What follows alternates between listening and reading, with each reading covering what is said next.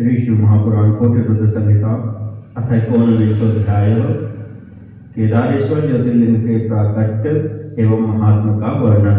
सूतवाच नरनारायणाख्यो यावतारो हरे द्विजाः ते पाते भारते खंडे बदर्याश्रमेव हि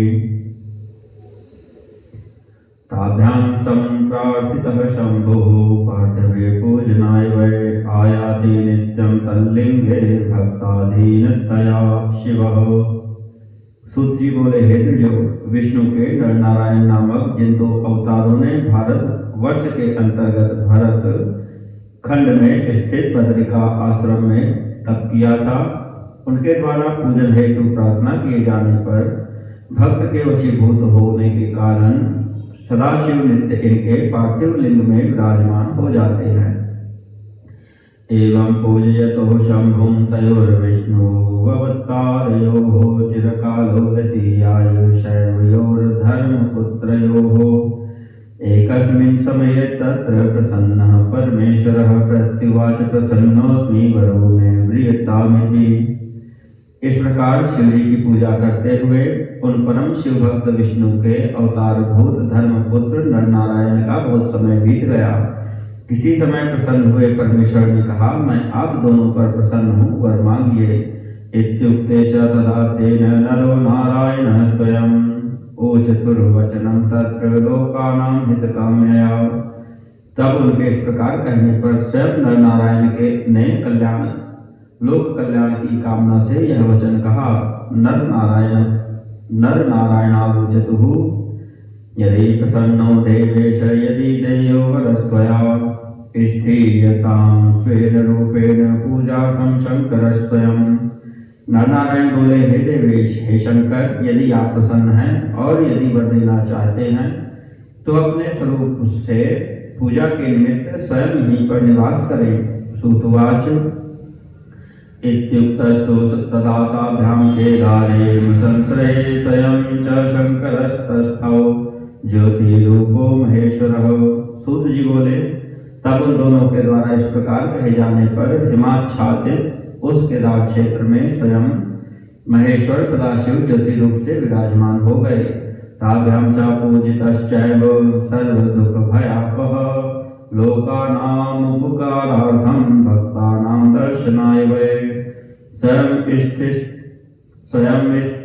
ततस्तदा शंभो केदारेश्वर संज्ञकः भक्ताभीष्ट प्रदो नित्यं दर्शनादपि। इस प्रकार उनसे पूजित होकर संपूर्ण संकट तथा भय को दूर करने वाले शिव जी लोक का कल्याण करने के लिए एवं भक्तों को दर्शन देने के लिए वहां केदारेश्वर नाम से स्वयं स्थित हो गए। वे दर्शन तथा पूजन करने से अपने भक्तों का मनोरथ पूर्ण करते हैं।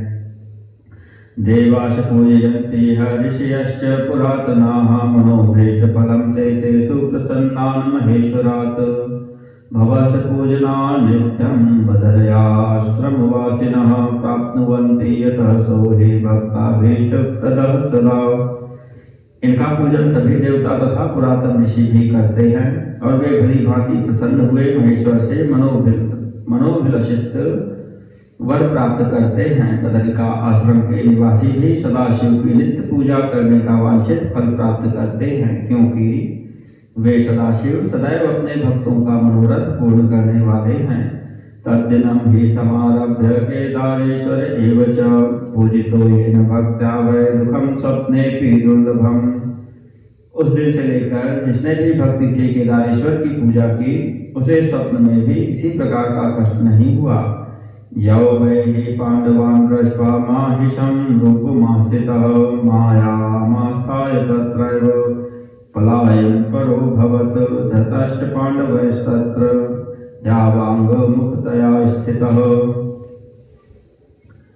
पुच्छं चैव धृतं तैस्तु प्रार्थितश्च पुनः पुनः तद्रूपेण स्थितस्तत्र भक्तवत्सल नाम भाग नैपाले शिरो भागो गतस्तद्रूपतः स्थितः तथैव पूजना नित्यमाज्ञां चैवाप्यदात् तथा पूजितश्च स्वयं शम्भुस्तत्र तस्थौ वरान् दात्। वरानदात पूजयित्वा गतास्ते तु पाण्डवा मुदितास्तदा लब्ध्वा चित्तेप्सितं सर्वं विमुक्ताः सर्वदुःखतः। पांडवों को देखकर जिन्होंने माया से महिष का रूप धारण कर पलायन किया था, और जब उन पांडवों ने महिष रूपधारी शिव को तथा उनकी पूंछ भी पकड़ ली, तब वे उन पांडवों के प्रार्थना करने पर नीचे की ओर मुख कर वहां स्थित हो गए।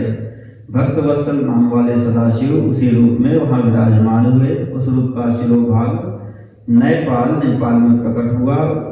उसके बाद शिव जी ने उन्हें पांडवों को पूजन करने की आज्ञा प्रदान की। तब उनके द्वारा पूजित होकर शिव जी ने उन्हें अनेक वरदान दिए और स्वयं वहीं स्थित हो गए। पांडव भी उनकी पूजा कर प्रसन्न होकर सभी मनोवांछित फल प्राप्त करके समस्त दुखों से मुक्त होकर वहां से चले गए। तत्र नित्यम हर साक्षात क्षेत्रे केदार संग के भारती भी प्रजाभेश तथैव परिपूज्यते। भारतवासी लोगों द्वारा उस केदारेश्वर क्षेत्र में साक्षात भगवान शंकर की नित्य पूजा की जाती है। तत्प्रत्यं वलयं यो वै ददाति हर वल्लभ हर रूपान्तिकं तच्च हर रूप समन्वितं तथैव रूपं दृष्ट्वा च सर्वपापैः प्रमुच्यते। जीवनमुक्तो भवेत् सोऽपि योगतो बदरीवने। दृष्ट्वा रूपं नरस्यैव तथा नारायणस्य हि केदारेश्वर शंभोश्च मुक्तिभागी न संशयः। जो शिव प्रेमी वहाँ का शिवयुक्त कंकण उन्हें प्रदान करता है, वह शिव जी के समीप जाकर उनके उस रूप को देखकर सभी पापों से छूट जाता है।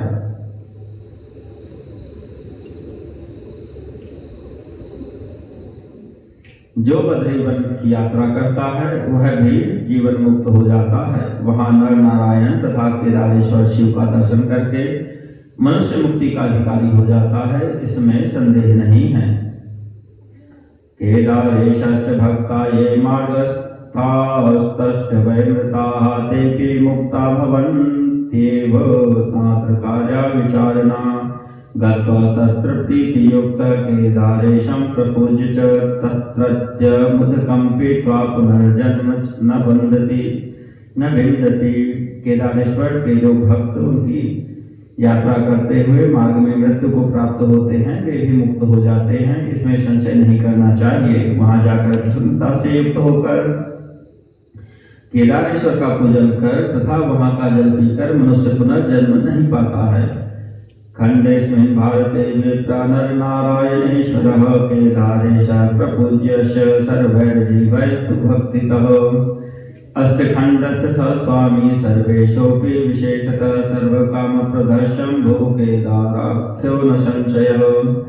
हे ब्राह्मणों, इस भारत खंड में सभी प्राणियों को नर नारायण तथा केदारेश्वर की भक्ति पूर्वक पूजा करनी चाहिए। वे इस भूखंड के स्वामी हैं और विशेष करके सबके स्वामी हैं। केदार नामक शंभु सभी प्रकार की मनोकामनाओं को पूर्ण करने वाले हैं, इसमें संदेह नहीं है। एतद्वच समाख्यातम् यत् पृष्टं ऋषिसत्तमाः श्रुत्वा पापं हरेत् सर्वं नात्र कार्या विचारणा। हे महर्षियों, आप लोगों ने जो बात पूछी थी वह सब मैंने कह दिया। इसे सुनने से सारे पाप दूर हो जाते हैं, इसमें संशय नहीं है।